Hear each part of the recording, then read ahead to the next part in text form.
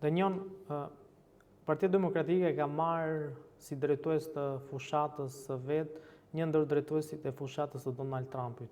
Si shikoni këtë lëvizje dhe a besoni që marrja e këtij personi si drejtues fushate do ndikojë në një raport tjetër mes Partisë Demokratike dhe Shtetet e Bashkuara të Amerikës, konkretisht me Donald Trump, duke nisur nga fakti që zoti Berisha, kryetari i kësaj partie, është në ngrata nga Shteti Amerikan? Ka pasur edhe raste të tjera të shpalljes pa dëshiruar të personave ndryshëm, figurave politike apo jo.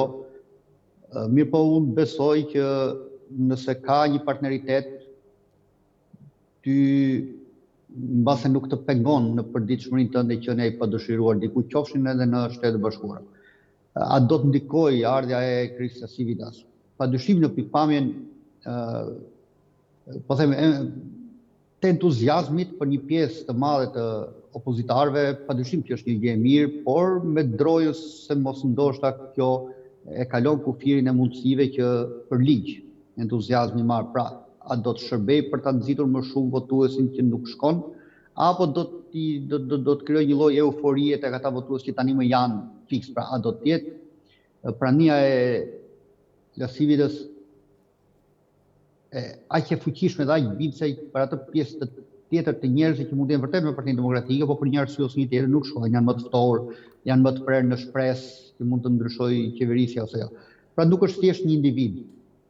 Puna e parë që ka opozita, sikurse edhe puna e parë që ka qeveria, kjo është shumë e qartë, është që të bindin njerëzit, pra jo vetëm ata që i mbështesin, por të bindin gamën e gjerë të njerëzve që ne po e bëjmë mirë, ose kemi bërë keq dhe do ta bëjmë mirë, apo ne si opozitë, të që këta kanë bërë keq apo më keq se keq, do duhet ta ndryshojmë dhe të rikthejmë gjithmonë sipas këndvështrimit opozitar, sepse kjo është politike, të njëjtave politika që ne kemi ndjekur më herët dhe që ata mbështeten ka qenë të drejta. Bëj fjalë për politikat e ndjekura gjatë qeverisjes së Partisë Demokratike. Pra më së pari duhet bindur njerëzit dhe i duhet dhënë besim dhe pastaj për të thënë që po ne kemi një figurë të tillë që na nxit, që mund të shërbejë për rritjen e tonë entuziazmit. Pastaj trupa votues në Shtetet e Bashkuara dhe trupa votues në Shqipëri ka dallim thelbësor. Këtu vërtet njerëzit mund të shkojnë të votojnë, por nuk mund të themi që të gjithë janë në rresht për një si para. Ne për fat keq si për njërin palë si për tjetrën ne kemi në rresht nuk ndryshojmë.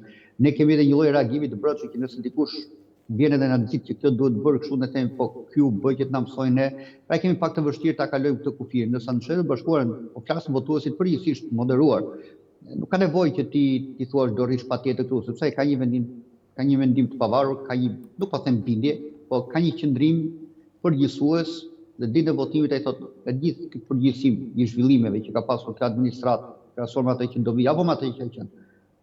A do të jemi zoti unë që me votën time dhe votën shumë tjerëve si unë ta ndryshoj për mirë, pra është më i edukuar në thonjza politikisht votuesi. Nuk po flas për ata që u shfaqën dukshëm gjatë votimeve të fundit në Shtetet Bashkuar, pra që një pjesë e madhe njerëzve ishin militantë, mbështetës drejt për drejt të Donald Trumpit, jo thjesht si individ apo si republikan, po për atë që ai artikuloi gjatë gjithë fushatës. Pra pati grupe të mëdha votuesish që u prirën më shumë se sa për Donald Trumpin si individ, për ato që ai shpërfaqi në fushatë, siç ishte lufta kundër transgjinorëve, po them qëndrimet kundër transgjinorëve, përcaktimi i familjes dhe i gjinive mashkull dhe femër, siç janë, pra pati shumë grupe që ndiheshin jo mirë me komunitetet e tjerë, pavarësisht i prishin punë ose jo, pra që i mblodhi nëpërmjet votave, pra i mblodhi Donald Trump. Në Shqipëri këtë nuk është, besoj se do ketë ndikim të madh vetëm një individ. Nëse nuk bin njerëzit e tu, nëse nuk po flas për atë që quhet kategoria gri, që unë besoj që në Shqipëri është vështirë që një njeriu që mund të jetë asandej se ti thua shko te ky sa i patjetër do bëj kundërtën. Ne për fat keq ne e kemi këtë, shkojmë gjithmonë kundër rrjedhës. Pra edukimi i votuesit është pastaj Gurian, më thuaj nëse një njeri që ka qenë me prirje të Partisë Demokratike dhe pse nuk është votues i Partisë Demokratike, vërtet beson se do votojë Partia Socialiste apo një anasjelltas? Unë për vete mund të ketë raste, po nuk e shndroj dot në fenomen. E kam shumë vështirë që ta besoj që një socialist votoi Partinë Demokratike. Mbase ndodh, mbase ka ndodhur, por po them që ta votoj për të qenë vendimtar në ndryshimin e qeverisë, se pavarësisht se cila prej palëve është. mund të thonë që po Rama ka gjëra të mira, mund të thonë që po Berisha ka gjëra të mira, po ka non grata, ai tjetri mund të jetë non grata, apo mund mos jetë, po votuesi, nëse ti e nxit, ne e dim fort mirë, se mund t'jap vend tani për Shqipërinë, se ti aty, është e vështirë që ti thuash ore kryetari jot është non grata, ti nuk do shkosh. Ai do shkoj qoftë edhe nga inati.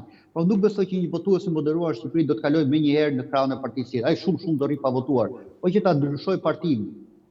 Unë e kam vështirë ta besoj, pra që ta ndryshoj partinë, të ndryshoj votën në këmbim të ndrimit të pushtetit, nuk bëj fjalë që individ apo një X% të votojnë ndryshe, por sa vlen kjo për ndryruar qeverinë. Unë besoj se kjo nuk ndodh në Shqipëri. Të njëjën për herë të parë në Kosovë, ta mbyll fjalin, në Kosovë kjo për shembull ndodh. Ne kemi pasur në Kosovë që ka dalë formacione politike, ka dalë Partia Ora, ka dalë Partia Popullore, ka dalë Lëvizja Popullore për Çështjen e Kosovës, Lëvizja Kombëtare për Çështjen e Kosovës, ka dalë Aleanca Qytetare që u formua pastaj si Aleanca për Ardhmërinë e Kosovës së bashku me LKÇK-n dhe LPK-n. Pra votuesi doli vetëvendosja 4-5 herë, 6 herë, pra dolën forca që merrnin, dolën socialdemokratët, fillim me Katyusha Jashari, pra dolën forca që e mblidhnin votuesin. Pra që popullata e Kosovës ishte më e pjekur për të parë, kjo nuk po shkon mirë. Pavarësisht se ne e dim, Lidhja Demokratike e Kosovës dhe më pas Partia Demokratike, si dhe tani vetëvendosja, trupën e tyre bazë kanë të pandryshueshme. Po them që formacionet e tjera politike në Kosovë dalin më lirshëm se te ne. Te ne për fat keq kemi ose njërin ose tjetrën. Dhe njën për herë të parë, diaspora shqiptare do të marrë pjesë në zgjedhje. A besoni se do jetë vendimtare vote e tyre dhe sa gjas ka që ky proces të mos jetë siç proceset në Shqipëri që nisen dhe pastaj ngecin në rrugëve? Besoj që shifrat, unë besoj që japin një lloj orientimi që mund të jetë vendimtare. Por ajo që mua nuk më lë shije është ndoshta e parafort atij që thash për trupin votuese. Ajo pjesë e diasporës që është e prirur për të votuar një parti, në mënyrë më absolute do ta votojë. Pra ne bëjmë fjalë për një vot që të ketë mundësi të ndryshojë qeverinë. Për këtë po flasim, pra ky është interesi kryesisht i opozitës, ajo po mbështetet te diaspora. Pra, a është diaspora e pjekur që të votojë për një ndryshim, apo është e bindur që gjendja është e mirë dhe votat do të shkojnë njësoj? Unë them se edhe për diasporën do të kemi të njëjtin qëndrim, të njëjtën sjellje votuese. Për ata që janë në njërin palë do votojnë atë palë dhe nuk do të jetë ndikues për ta ndryshuar pushtetin. Thjesht mund ta forcojnë atë palë që mund të jetë qeveria, apo mund të japin pak dorë opozitës, por nuk besoj se do të jetë vendimtare për ndryshuar votën. Qofsha i gabuar, po pavarësisht shifrave, prirja jonë si votues më bën të mendoj, pra prirja jonë, pra jo thjesht se mendoj, kjo prirje më bën të mendoj që ne do të jemi në të njëjtat llogore për njërin palë ose për tjetrën palë. Dhe njën, Shqipëria është futur në një fazë shumë të rëndësishme, sidomos për pjesën e reformës drejtësisë, ku SPAK-u ka bërë disa goditje të rëndësishme duke arrestuar zyrtar të lartë dhe së fundmi ishte edhe kryetari i Bashkisë Tiranës. Por ajo që është vënë re ka qenë një mosreagim i ambasadës amerikane lidhur me hetime dhe veprimet të fundit të SPAK-ut, ku siç dihet në çdo lloj arrestimi më përpara ka pasur një lloj mbështetje të ambasadës. Me ardhen e Donald Trumpit, a është lëkundur mbështetja e amerikanëve ndaj SPAK-ut dhe reformës drejtësie? Parë dhe nga këndvështrimi që kjo reformë është akuzuar si e bërë me mbështetje të Sorosit. Unë e përmenda që sa i përket ekspertizës, që për mua është më e rëndësishmja, unë nuk besoj se do të ketë mungesë të dhënies ndihmës nëse do të kërkohet. Pra nuk e shoh thjesht tek paratë. Në aspektin e veprimit të strukturës posaçme antikorrupsion, padyshim që gjithkush mund të ketë vërejtje kritika, mund të kemi në doktrinën tonë të drejtësisë, mund të kemi nëse prokuroriati e sheh fillimisht atë gjysmën e gjendjes së provave të papajësisë individit dhe pastaj të pajësisë. Këto janë më tepër çështje që përkasin një juristi se sa mua. Po në parim, padyshim që çdo kush që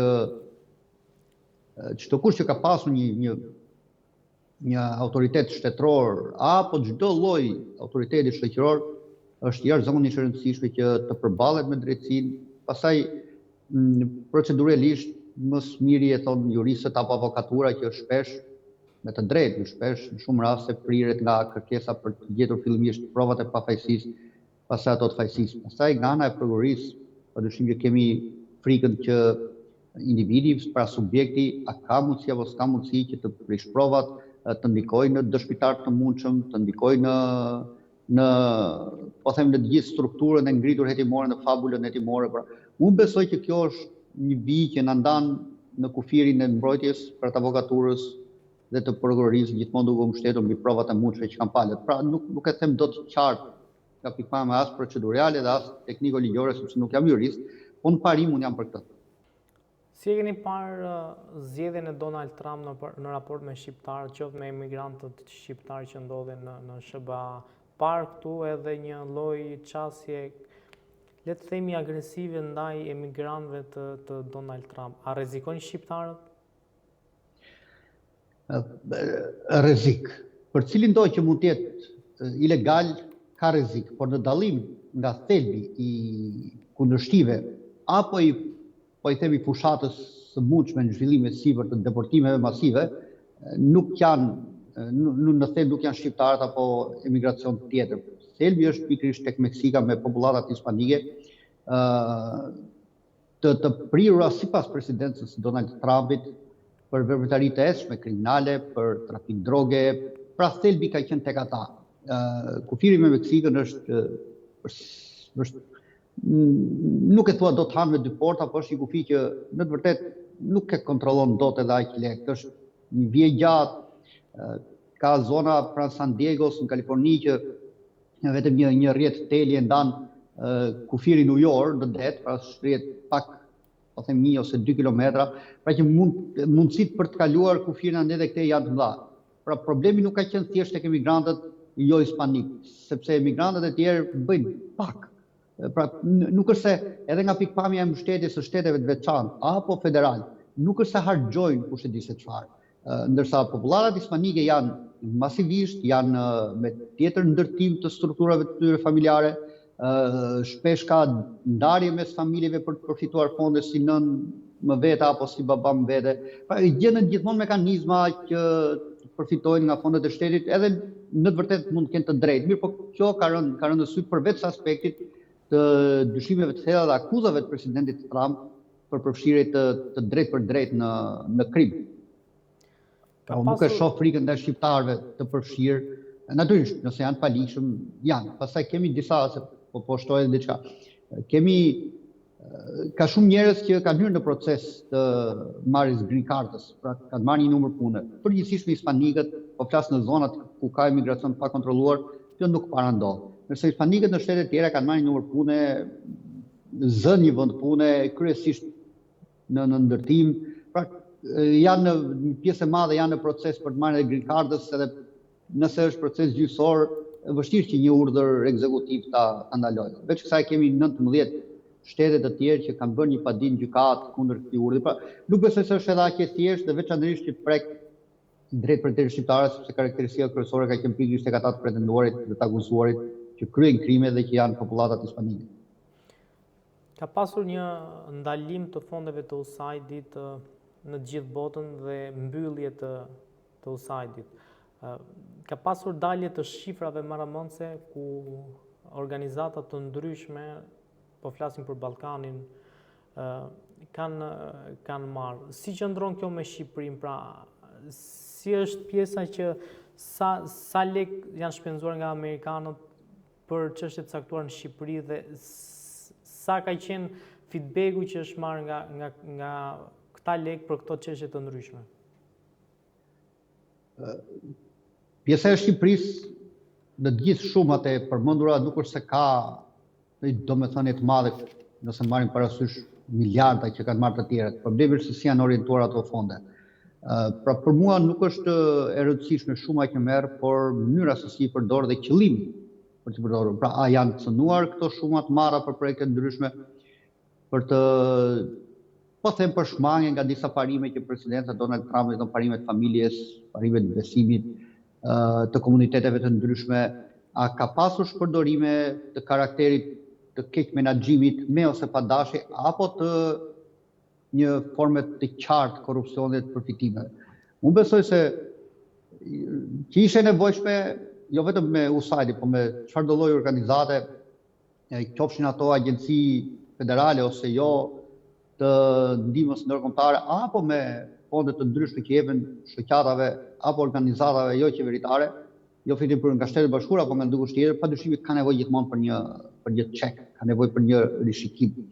Shpesh në emrin e projekteve të ndryshëm ne kemi vënë re, jo vetëm Shqipëri, kanë ndodhur gjithandej, ndërhyrje në aspekte të rëndësishme të jetës politike, shoqërore, legjislative, të promovimit të kulturave që shpesh nuk shkojnë me vërtetësinë e një shoqërie, rasti konkret Shqipëria apo popullata që kanë një prirje për të qenë më të besuar në lidhjet familjare. Pra këtë më tepër unë e kam tek mënyra si janë përdorur dhe qëllimi që kanë pasur, se është e qartë nëse ti e ke menaxhuar duhet të bësh vlerësimin e keq menaxhove sepse ai kishte kapacitet të yt, pra nuk dije më shumë e bëre pa dashje, apo këtë menaxhim e bëre këtë keq menaxhim e bëre me dashje apo pati forma korruptive. Dhe këtu padyshim që ka pasur nevojë shumë edhe për USAID-in. Unë nuk do të ndalem thjesht tek çështja e reformës së drejtësisë apo përfitimeve të ndryshme të një fondacioni apo një fondacioni tjetër, por fakti është që përderisa çeku, po them kërkimi është bërë dhe ka rezultuar me pikpyetje të mëdha për përdorimin e fondeve, padyshim që autoriteti federal i Shtetit Bashkuara është jashtëzakonisht i domosdoshëm për të vijuar dhe për të parë ku shkuan, si shkuan, për çfarë përdoren gjitha me radhë. Pra në këtë këndvështrim për mua një rishikim i tillë, një kërkim i tillë i menaxhimit apo i dhënies fondeve është i domosdoshëm. Mos harrojmë që ka pasur projekte të natyrave që s'lidhen fare me politikën e drejtë për drejtë Shtetit Bashkuar, janë tepër larg edhe për vendet ku kanë shkuar, për rrethanat apo për shqetësimet apo problemet që mund të kenë vendet për të thirrur një projekt në të vërtetë për të ndihmuar dhe jo projekte që kanë shkuar në tjetër drejtim. Megjithatë kjo është, unë e them, nuk besoj se është çështje shifrash, por është çështje parimi, pra kontrolli plot. USAID-i ndoshta misionet që lidhen drejt për drejt me ligjin, drejtësinë, mund të ishin kursyer nga ato, me policimin.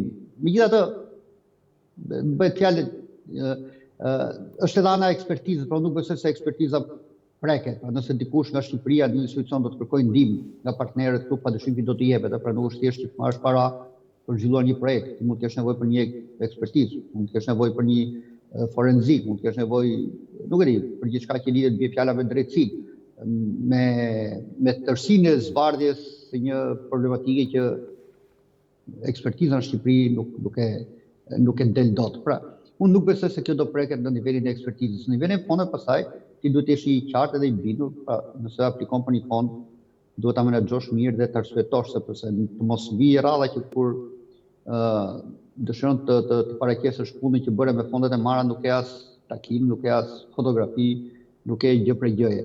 Këtu padyshim që jo vetëm Shtetet Bashkuara, por cili do i thotë ka të drejtën e plot për të parë se ku i shkuan paratë.